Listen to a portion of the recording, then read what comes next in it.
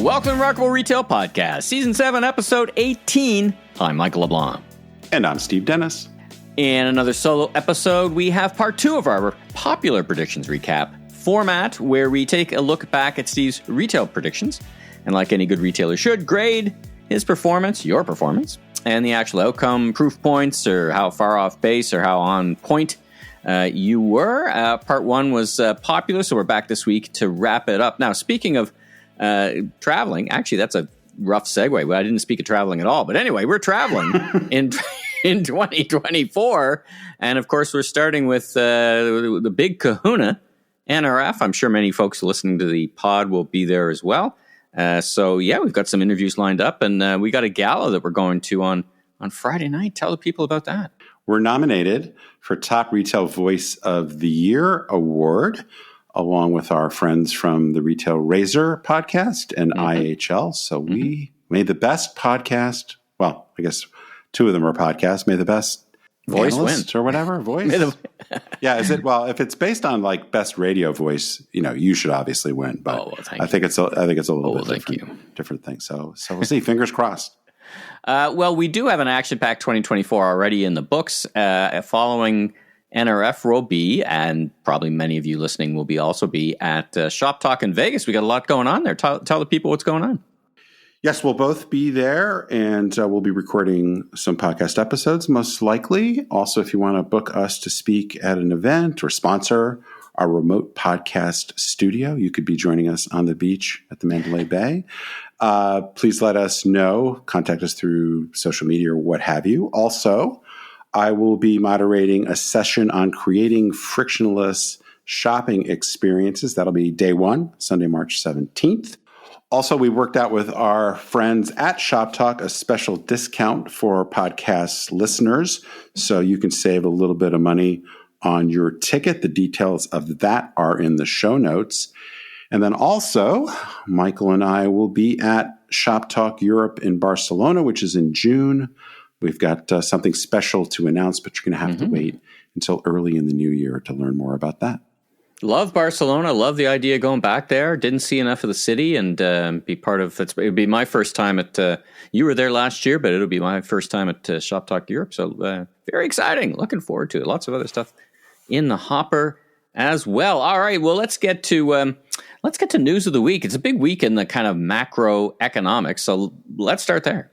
Well, as I'm sure everybody who pays any attention to business knows, that last week the U.S. Fed really spurred a big rally on Wall Street because they basically signaled that they were done raising interest rates and indicated that they were getting closer to a point of being able to lower interest rates. And let's just say the markets went wild, perhaps a little bit of irrational exuberance, I should say, because I think there's still clearly some concerns about growth and inflation. But anyway, the sense was it was pretty good news overall. A bit more of a mixed picture outside of the U.S. The Bank of England and the ECB, they also held rates steady, but they didn't signal anything really about near-term rate cuts.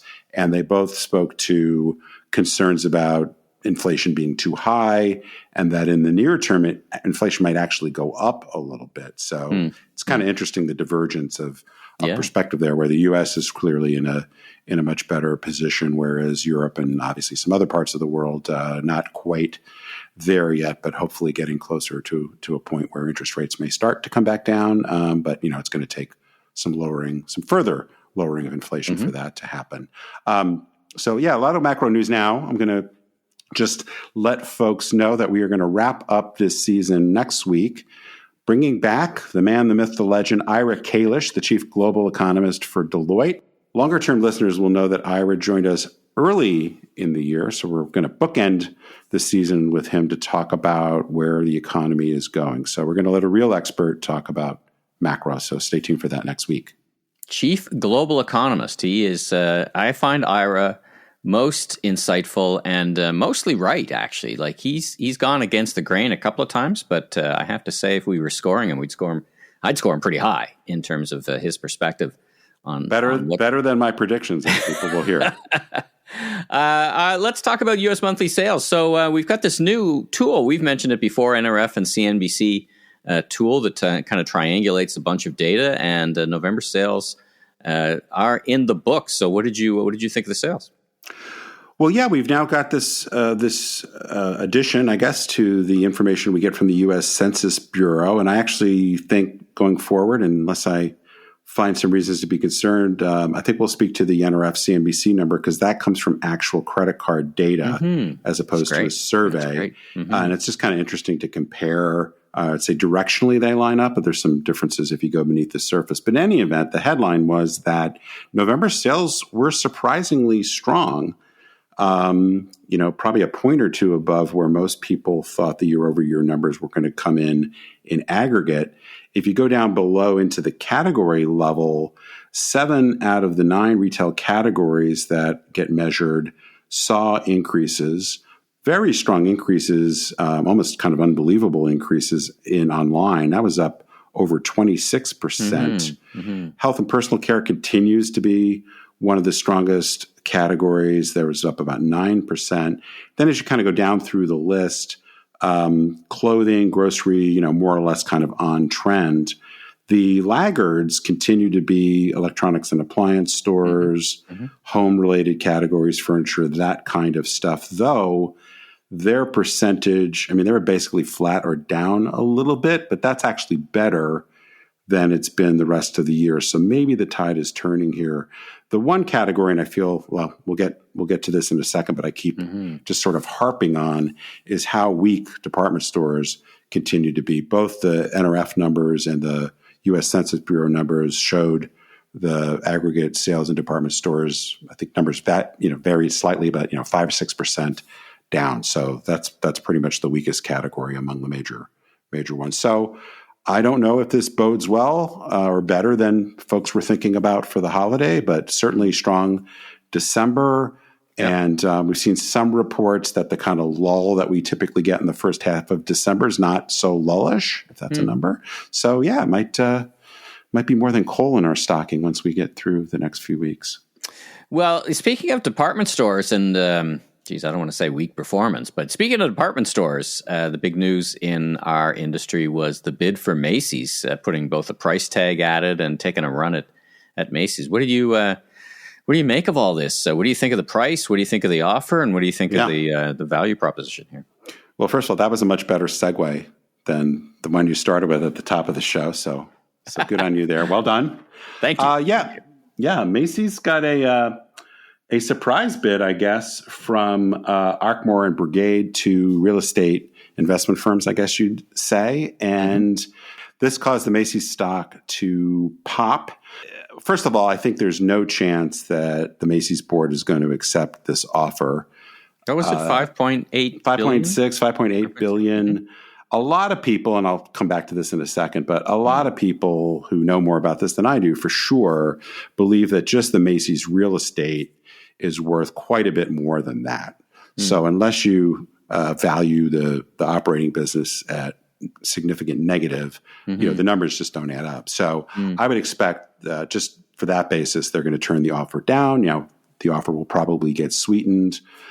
So we'll see how this plays out. But I certainly don't think the current bid is likely to go through anywhere close to the amount that's been offered. That's definitely a lowball bid.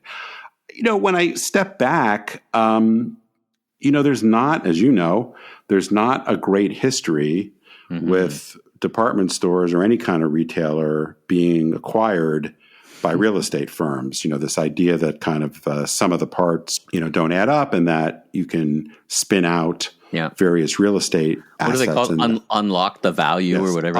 Unlock the value. Now, Macy's for sure, and I've been having some conversations with people that understand the real estate business better than I do, which is not super hard. There is a belief that there is lots, because Macy's does own quite a few of its locations and some very prominent ones from Herald Square to plenty of other locations that are, in theory, quite valuable. So this idea... Doesn't that assume... I always wonder, and I hear that, because it assumes that someone would want that space a big space like that? Like, who goes in there? Like the money's gone from WeWork, the easy money. Remember, who was it? Hudson's Bay and their Lord and Taylor. They sold it for like almost $1 billion. But I don't think anybody pay that today. Do we think that? Well, you're asking a great question. So here's the dilemma, and I'll try to simplify this because we could really get into the weeds. But when you think about the value of Macy's and its real estate holdings, one question is, are you valuing it under the assumption that Macy's is going to be the tenant that's going to continue paying rent? Rent. Right. And one way to unlock the value is to do these sale-leaseback arrangements, which would get cash out. But then, presumably, Macy's is going to have to start to pay some rent. And for the most part, and this is a whole other thing we should talk about someday, but one of the reasons why department stores don't go out of business more quickly is they generally don't pay any rent. Right. So an investor is going to want to get a return on that real estate property. So now if Macy's, which barely breaks even on a cash flow basis, suddenly has to start paying a significant amount of rent, that really calls into question the value equation here, unless you have a belief that Macy's is really going to turn around and start generating a lot more cash than they have historically. I think that is a big leap. So you get to this weird perspective. It's like you're valuing it because you think it's going to be an ongoing retailer and able to service the debt or service these rental payments. What's the strategy to really be able to support that cash flow? If you're buying it, another way of looking at it is you basically intend to liquidate the company over time because you're going to sell off the valuable real estate and you're going to starve the retail business. Now, this is what's largely happened in these retail real estate transactions, whether we're talking about Sears or, a bunch of other deals that have been done, Lord and Taylor, et cetera. So I would say that if Macy's gets taken over by a real estate company, which is very unlikely to bring any real strategic insight and is very unlikely to invest a lot of money in revitalizing the retail assets, it's basically the nail in the coffin for Macy's. It just will take years, as it has in these other situations, for that to go bad. So I have a hard time seeing how this is in the interest of Macy's, the brand. It may be that Macy's is never going to be more valuable than getting, $6-7 billion payment today. And the smart thing for the shareholders, what would you call that? Bird in the hand today. Bird in the hand, take the money. I think there's a objective perspective that that this is peak value for Macy's because it's never going to turn itself around. But that's obviously a very pessimistic outlook. So it'll be interesting to see. But I would not be excited about Macy's prospect if a deal like generally is proposed happens, whatever the price, because the main thing we know is that that's going to add a lot of debt to the company. Yeah. Well, there is something to get excited about. Look at my segues now. I'm really improving on the go here. A new ICSC report about a halo effect with brick-and-mortar store openings. Talk about that. Well, the ICSC has been doing these halo effect studies for several years now. I have been talking, without using that name, about this idea that one of the things that people have misunderstood over the years is that when an online business opens a store, it actually helps their, brick-and-mortar location actually helps their online sales, which is, of course, one of the reasons now over time that digitally native vertical brands have made store openings such a priority. And then the flip side of that, for some of these legacy retailers that have been closing a lot of stores, I'm like, okay, well, you may need to close stores, but understand you're not going to pick it up online. In fact, you're likely to see your e-commerce business actually go down. People aren't thinking about it anymore. A trade area. So I intuitively believe that was true. And from a couple of clients I've worked with and working at a couple retailers, that was my experience with a small sample. ICSC several years ago did their first halo effect report where they actually looked at a much bigger sample than I had access to, and they found that absolutely to be the case. They've now updated it with a new report, and which continues to show that this is true. So the high-level conclusion was that brick-and-mortar store openings increase online sales in the same trade area by about 7%. And on average, store closures result in an 11.5% drop in online sales. So Real one numbers. of the So one of the implications is if you're online only, like say, originally a Warby Parker or whatever, not surprising that you may get positive economics from opening brick and mortar stores. But conversely, if you're thinking about closing a store, you may want to be careful because that's not necessarily going to be cash additive. The other thing and there's a lot of detail in the report, and we can put some links in the show notes, but these two things I'll mention. One is that the categories where there is the most benefit from opening new stores are apparel, department stores, home goods, and emerging DTC brands. That's not a surprise. And then conversely, when closing a location, home stores and department stores take the biggest hit. So department stores is almost 26% negative online sale for closing a store. And then the last thing, I lied. I'm going to mention more than two things. I lied. Which also belies sort of the common narrative is that Gen Z actually shops more in-store than any other generation, which I've heard other people say that, but it does seem counterintuitive. But, sometimes facts are stubborn things. I've been a big believer in the whole Gen Z shopping in stores. I think it's a break from social media. I mean, kids, I guess we can call them kids now. They just want to get together, be social. I mean, we're social animals, right? And shopping has a big role to play. So. Well, you are. I'm not. But yes, in theory, on average, people are social animals. On average. On the whole, facts are stubborn things. Speaking of facts, Temu, most downloaded iPhone app in the U.S. this year. I mean, man, they're up against some big apps. I mean, if you had to predict which would be the biggest downloaded app, it wasn't on my bingo card, as the saying goes, that these guys would. Now, we talked about it last week. There's a report out that the Temu business is probably extracting business from the dollar stores. Does this herald even more challenges for the domestic retailers who, from the China factory direct model? Well, I think if you're selling very inexpensive clothing mostly and you don't care about the environment, there's that. Yeah. The growth chart of Temu is staggering, even relative to Shein. How high is up here? I don't know. But when you see the success they've had and you see the engagement that they're having, which is, this is one measure of it, it's quite staggering. Yeah. Say here, by the way, we said here in the U.S., but it's the exact same situation here. And so it's not just a U.S. phenomenon. By the way, if I wanted to put a surveillance device on phones in the Americas, this is how I would do it. I would create Temu, by the way, not to be a conspiratorialist, but between Temu and TikTok and well, that's another podcast.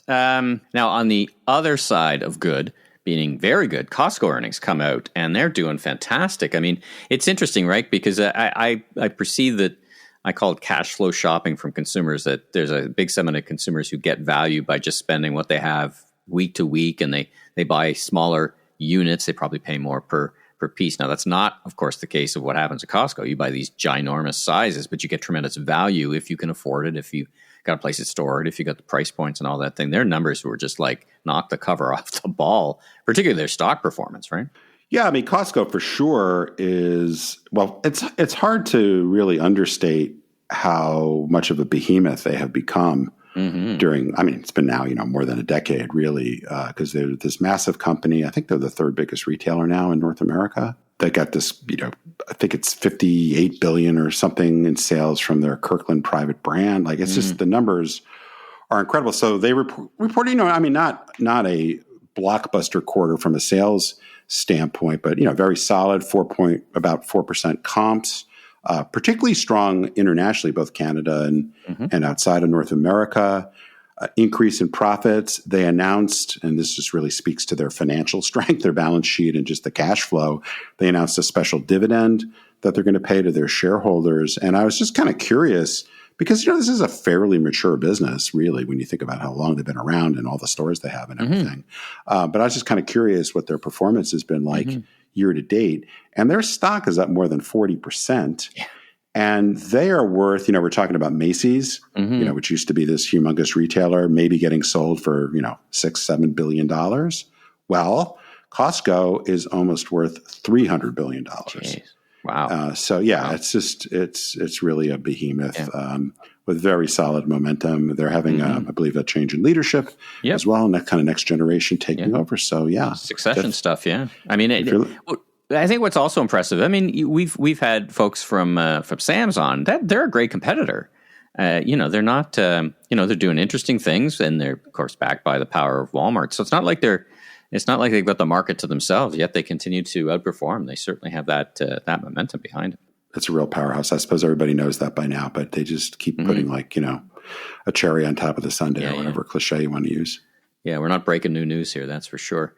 But what we are here to do is let's get to our part 2 of grading your predictions. Now, we left off at from our perspective, number 7. So our first prediction is to look at is trading down will define the year. It's funny, we were just talking about Temu in our news segment. What's your observations around the trading down phenomenon this year? How'd you do?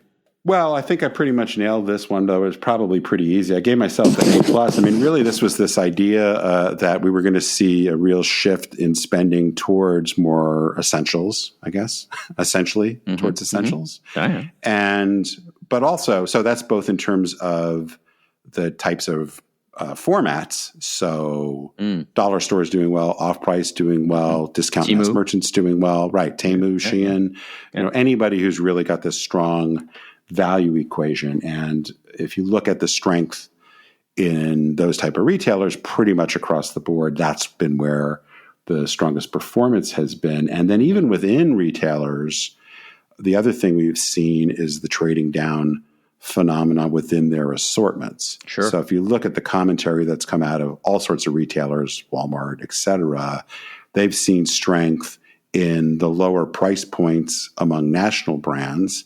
But the particular thing I was pointing to was the strength in private brands.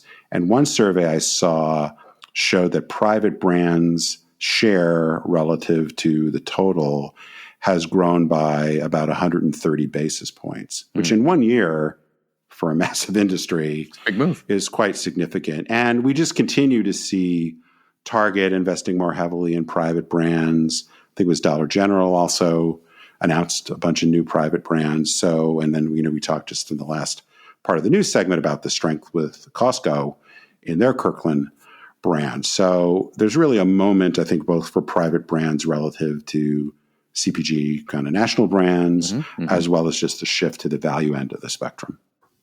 Did you see the interesting article in the Wall Street Journal? And it highlighted something you would know very well, which is, at the luxury end of the segment, we've talked to a bunch of folks this season about how there's a lot of stores being opened by luxury brands, and then they run into some challenges with inventory, right? Because they're not going to discount that inventory, and they're not going to move it anywhere else, and they are experiencing, if this trading down is defining the year, does it mean challenges at the luxury segment? Did you see that article? And I did, yeah. I think there's a bunch of things going on there. I mean, I think there's definitely a pullback from the very high end customer in terms of spending on the most expensive stuff, other than the really uber wealthy. So I think that's part of it. And Walmart and others have talked about how they've done better with more affluent consumers this past year than they historically had. So I think we're seeing a trading down across the board. I mean, the luxury industry's got some kind of unique aspects to it that make it a little bit different story. But yeah, overall, we've seen this downward migration, I guess you could say, in terms of shoppers to lower price points. All right. So we give you an A+. All right, number 9, troubles emerge in the consumer credit market. Now, we wanted to learn more. We had a BNPL founder on and talking about that, and I came away from that episode more optimistic about that part of the business. What did you think in the context of your prediction? Well, I did too. I would say that I didn't understand buy now, pay later as well as I should have when I made this prediction. So there's a couple things going on here. One is, well, in terms of how I did on this, I would say not too well. I gave myself a C minus. So there's a couple things going on. One is I did think that we would see more trouble in the buy now, pay later market. And we have seen some of it. A firm in particular has had some weak performance, has done some layoffs. But I wouldn't say that there's been a major crisis within this segment, which was something I was part of my prediction. And then the second thing, yeah, we were kind of mocking it a little bit, calling it buy now, pay never. Well, you were, to be fair. I was. That's true. But no, I thought that there was going to be an aspect of hitting the wall, and I think some of that was a misunderstanding. But the other thing which colors the commentary more broadly in terms of consumer credit, because not just buy now, pay later, but other forms of consumer finance, is that, as we've talked about already, the year turned out to be much stronger than we expected. So, we didn't have a recession. For the most part, consumers kept spending while the amount of savings, particularly in the U.S., has been drawn down considerably, and the amount of consumer debt has gone up. It has not really gotten yet, anyway, to a point where it's caused significant ripple effect. Now, we have seen some increases in charge-offs on the part of some banks, but not at an astronomical level. I noticed in Macy's earnings, for example, that their private label credit card business has shrunk a bunch, and they had to take more reserves for potential losses. So there's definitely some shakiness that is starting to appear, but I envision something much more serious starting to happen by now, and it's not. And whether it will 6 months from now, it wouldn't surprise me. But anyway, as far as the unless it happens in the the time between this episode coming out and December 31st, I would say I gotta stick with the C minus. All right. Next up, strong corporate balance sheets reign supreme. This is a bit of a technical prediction, but unpack it a little bit for the folks and then give yourself a grade. Well, this was sort of this idea that the strong will get stronger and the weak will get weaker. So we talked about with part one, where we've seen some of the weaker disruptor companies either getting into trouble or needing to run into the hands of an acquirer or recapitalizing, delaying interest payments, those kinds of things. So those with weak balance sheets have definitely been the ones that have had to refinance or get some sort of bailout in terms of somebody acquiring them or partnering with them. We've seen bankruptcies, obviously, and Bed Bath & Beyond liquidating, et cetera, that sort of stuff. But on the flip side, about the strong getting stronger, those with the strong balance sheets, like the Walmarts, like the Tractor Supplies, like even RH, even though their operating performance is weak, they are investing mightily. I mean, we saw multi-billion-dollar investments from Walmart in their stores. We've seen, we can name dozens of retailers, everywhere from the dollar stores to Ollie's Bargain Bin to Five Below, that have strong balance sheets and are opening dozens, if not hundreds, of stores. So we're seeing this, I hate to say bifurcation, but we're seeing this real polarization in terms of the weak companies really needing to pull back more significantly than they did last year. And I would say, for the most part, the strong companies stepping on the gas this past year more so than they did for the last couple of years. So I would say overall, I think I did pretty well on this one. I believe I gave myself an A minus. I mean, it's a little hard to really grade this one because it's a bit subjective. Even more subjective than some of the other ones. Yeah, like the other. A minus. All right, there we go. The next one's a bit of a gimme, I think. Anyway, the metaverse still not ready for its close-up. I mean, it's funny. I when I was looking at these notes, I'm like, I forgot we were even talking about the metaverse. Nobody talks about it at all anymore. So, well, yeah, I mean, now it's, I think, pretty easy to see that the metaverse is a big nothing burger, at least at this point. At the beginning of the year, it was still kind of rattling around as something, and I was just like, no, it's not going to happen. So, yeah, I think in a way it's too easy a prediction, but so I guess I'll give myself an A plus because pretty much nailed it, but pretty easy. I mean, I guess there is. And there's a segment where it works. We've talked to who was it? We talked to Bree from Paxson, where they had success. So it's not it's not a nothing, but it was built up to be the next thing, right? And it's just not the next thing. It's just a thing. But that being said, it'll be interesting to see what happens with the new Apple headset that I've never actually seen Tim Cook put on because everybody looks ridiculous wearing it. But they'll stir up some noise and build some interest, at least at the high end of the market, right? Because it's going to be big, big dinero. Though you'll notice, I think you've heard pretty much nothing about it since it got announced, and I believe its release date is a month from now. Yeah, that's unusual. So, yes, that might be a prediction. I may be giving a little spoiler on a prediction that perhaps will be in my 2024 predictions, but more on that in 2024. All right, moving on. Artificial intelligence, on the other hand, has been, we've talked about it for a while, and it may be, who knows, maybe it's undersold. What do you think of it? And it's, I guess, I don't know, compared to the metaverse, but still, make some sense for us of AI in retail. Well, again, I think, when I put these predictions together in early January, it wasn't so obvious how much news and, starting to actually see significant application of generative AI, how much that was going to manifest. And so I think it's absolutely manifested in a big way and continues to gain momentum. So I would give myself an A. I think, again, it was pretty easy to say, metaverse, not so much. AI, yes, please. Yeah. So, but yeah, we're still in early days. We'll probably get into kind of the peak of inflated expectations at some point next year. But no, I think this was kind of a layup. All right. Now you did, being a good retailer, because we like to offer a lot of value, you did some bonus. That was our dozen. And you did some bonus long shot predictions. So that was our 12. That was your 12.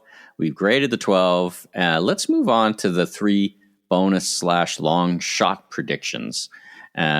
You had predicted that Nike buys Peloton, which I thought was made sense to me. What's your assessment of what didn't happen there?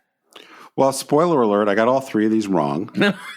This one, I guess I could say, if I'm charitable, I sort of kinda got right in that I believe that Peloton was going to go find a partner. It turned out that partner was Lululemon, not Nike. And Lululemon did not acquire them, but they formed a strategic alliance. So there was an inkling. Lulu learned their lesson with Mirror, I think. That, perhaps, yes. Take a little bit more risk-averse approach, less cash-intensive approach to this. So, no, I felt that, Peloton has a lot of value inherently, but a mess of a business model and a weak balance, another example of a company with a weak balance sheet, that they would be better by forging an alliance with a well-known brand that has a retail perspective. And so it turned out to be Lululemon, not Nike. Now, Nike is opening their own fitness studios. So they are moving towards taking Peloton on directly. So I thought they might decide to kind of buy versus build. But they didn't. And I think, given the tie-up with Lululemon, that's not likely to happen. So I got this sort of kind of right, but now, do you take away with Lululemon and Mirror? Could it have been from a strategy perspective? You say, listen, we're Lululemon. Anything we invest in, we can pull it to success. In other words, we're going to be really co-branded. We're going to own Mirror, and because everybody loves Lululemon, they're going to love Mirror. Do you think that's a faulty logic that I think Nike saw through? Do you buy that line of thinking? Well, I think Mirror was just a comparatively weak product. Didn't have nearly the market potential that lots of people saw, and presumably Lululemon saw. I mean, I'm sure there was some arrogance on their part that we can take something that's maybe kind of mediocre and use our power to make it bigger, and that's turned out to be wrong, obviously. And I think it was just fundamentally that this just was not a big enough idea relative to what they hoped it were going to be.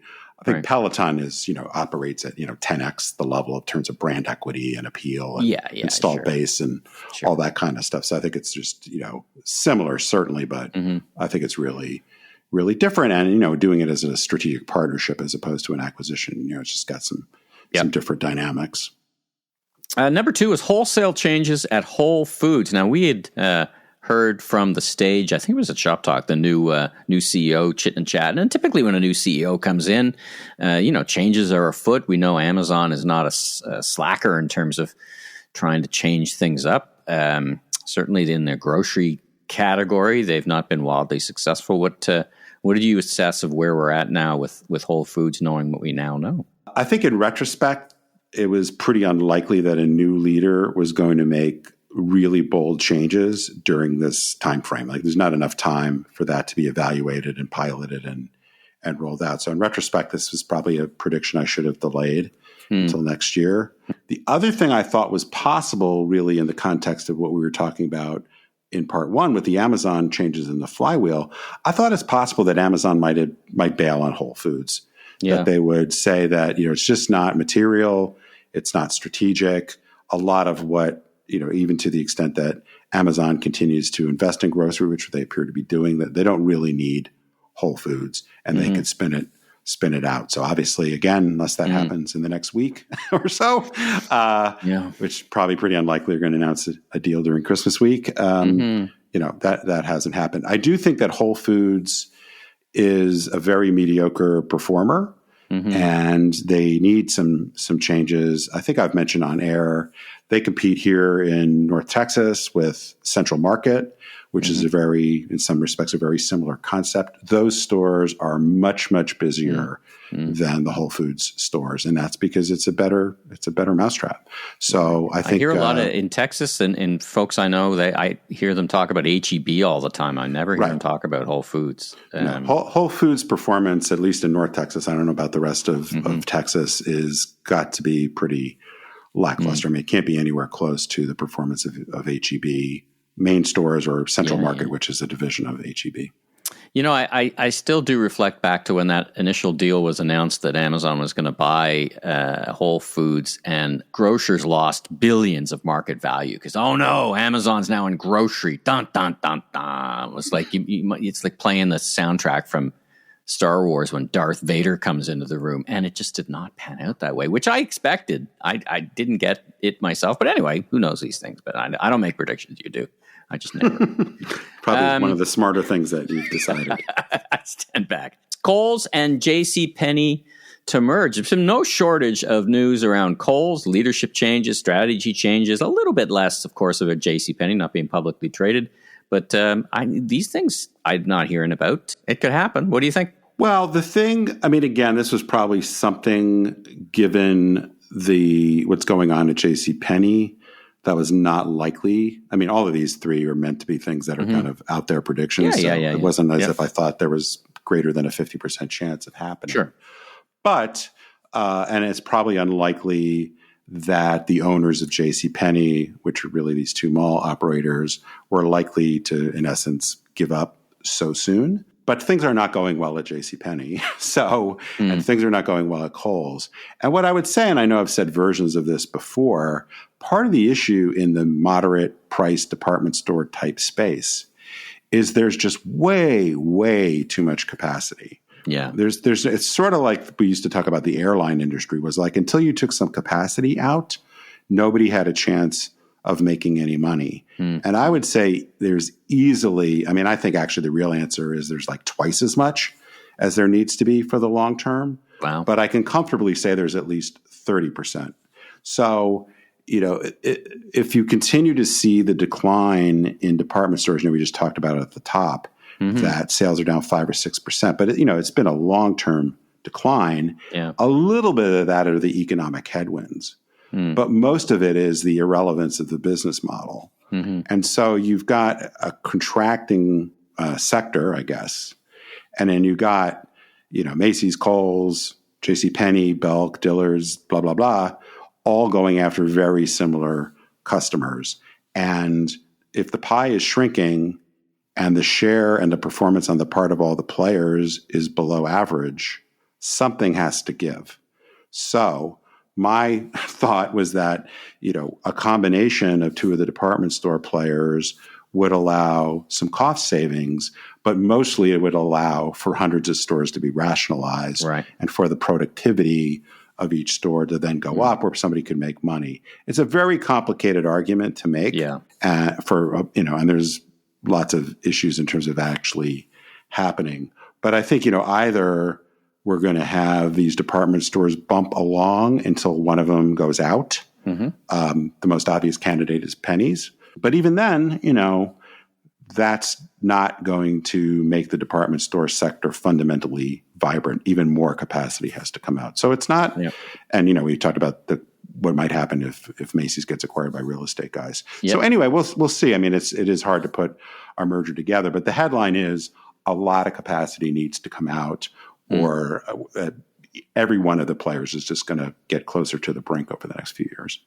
Well, it's interesting because why that merger didn't happen, of course, in the news, Saks and Neiman Marcus merger has been kicked around and kicked around in the public domain. Do you see that in the same vein? Of course, the different snack bracket that would take capacity out and make some room for those two brands? Well, that's part of the issue. It's not nearly as extreme as the moderate department store, but you basically have a market that kind of demands like 1.4 luxury department stores, and it has 2. And if you go around city by city, I've done this analysis both when I was at Neiman Marcus, but also for a client I had that was related to a possible merger. I'm not going to name who it is, but let's just say we did some of the math on this, and I think it's pretty clear, particularly as you see.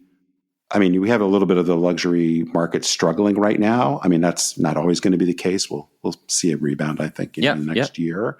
But you're seeing more competition from the brands, the LVMHs of the world opening their own stores. And so that sector of multi-line department store is going to continue to contract. And then you have in many cities, and sometimes in the very same malls, you've got a Saks and a Neiman Marcus going after essentially the same customer, being essentially the same value proposition. So I can name 15 malls where Neiman Marcus and Saks are in. So if one of them were to close, the economics of the remaining store would be way bigger, or way better. So the question is whether you can make that, like the math is pretty compelling. I mean, it's not a very exciting story to talk about closing down, and there's complexities depending on the leases and all that kind of stuff.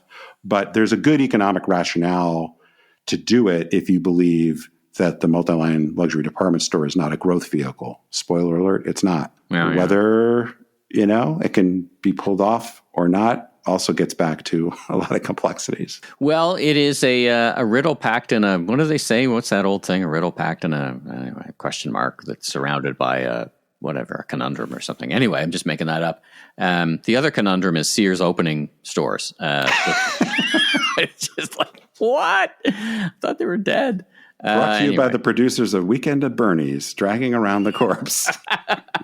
All right, well, that's a wrap on part 2 of the Predictions Evaluations episode for 2023. We're almost at the finish line for 2023. One episode left, as you said, with the global, much respected global chief economist for Deloitte, Ira Kalish, who'll be joining us and taking us into next year. We've been renewed, as we said, for season 8, so we got lots of exciting stuff going on that we'll talk about next week. But until then, let's leave it there. If you like what you heard, please follow us on Apple, Spotify, your favorite podcast platform, so you can catch up with all our great interviews, including Anish Melwani, Chairman and CEO of LVMH North America. New episodes of Season 7 will show up each and every Tuesday. Be sure and tell your friends and colleagues in the retail industry all about us. And I'm Steve Dennis, author of the best-selling book, Remarkable Retail, How to Win and Keep Customers in the Age of Disruption, and the forthcoming Leader's Leap, Transforming Your Company at the Speed of Disruption, which will be published in March 2024 and is now available for pre-order at book retailers everywhere. You can learn more about me, my consulting, and keynote speaking at stephenpdennis.com. And I'm Michael LeBlanc, consumer retail growth consultant, keynote speaker, and producer of a host of series of retail trade podcasts, including this one. You can learn even more about me on LinkedIn. Safe travels, everyone.